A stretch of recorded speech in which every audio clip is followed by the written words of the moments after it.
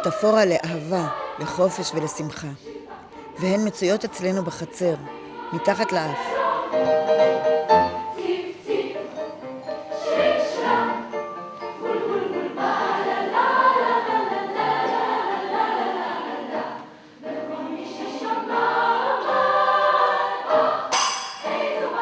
אז נינה, אני רוצה לשמוע ממך, איך הגעת לכל הסיפור הזה של הציפורים, של הצפרות? האמת היא פה, למרפסת הזאת. עברנו לגור בהרצליה, והייתי יושבת על מרפסת אחר הצהריים. הסתכלתי על הגינה, ופה יש ציפור, ושם יש ציפור, ולאט לאט התחלתי להסתכל על הציפורים יותר ויותר. עד שיום אחד קניתי לי משקפת, ומזה והלאה יום אחד שמעתי על איזה קורס דורסים, והלכתי ללמוד ולראות איך מאתרים דורסים ואיך מזהים אותם. ומזה התקרתי צפרים, וזה נמשך, וכך זה הולך ומתפתח.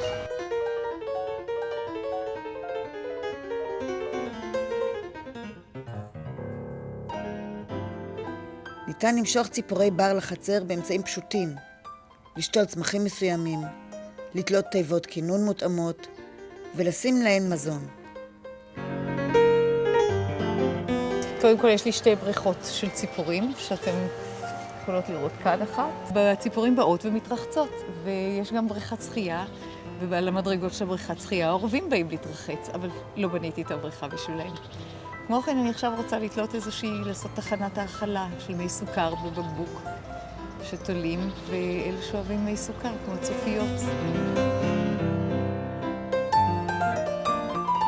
האם את עשית עוד דברים בגינה כדי למשוך ציפורים?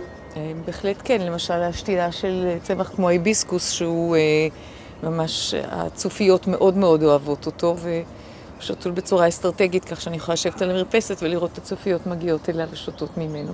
אחר כך ישנו אזור בגינה של פרחי בר, שזרענו פרחי בר, וזה גם כן מאוד מושך ציפורים, הזרעים שלהם, וכך הלאה, ובהחלט כן. השקעה לטובת הציפורים. ועכשיו יש לנו שני שחורים על הגג. סליחה, אתם צריכים להפסיק. אופס. ציפורי הבר הופכות להיות חלק חי ומרתק של הגינה או המרפסת. הן הופכות להיות ציפורי הבר שלנו. הן מבקרות אותנו, מקננות בחצר, וכך מעשירות את חיינו. את שומעת הרקע? רגע, הנה. זה הירגזי. ציפור חמודה, ויש סיכוי טוב שהיא באה לקנן כאן. אנחנו ככה ראינו זוג זכר ונקבה מסתובבים כאן בחצי שעה האחרונה. יש גם מקומות כינון, כמו תיבת כינון, ויש גם המרזבים, אז אולי הם באמת מחפשים משהו. כמו כן ראינו את הירגזי עם מזון במקורו, שהוא העביר לנקבה, וזה חלק מתהליך או הליך החיזור שלהם כנראה. זהו, אז מאוד מקווים שיבואו לקנן אצלי בגינה, ואני אוכל לחזות בכינון שלהם. כדי למשוך את הציפורים לחצר, כדאי להכין מתקן שעליו מגש עם מזון ומים. המזון יכול להיות לחם, פירות, תערובת עופות ושאריות מזון ביתי. מים חשוב שיהיו נקיים ובמתקן לא עמוק. ניתן להכין מתקן האכלה לצופיות שהן יוכלו למצוץ ממנו מי סוכר. את המתקנים כדאי למקם מול החלון, כך שניתן יהיה לצפות בציפורים הבאות לאכול ולשתות מתוך הבית, מבלי שנפריע להם.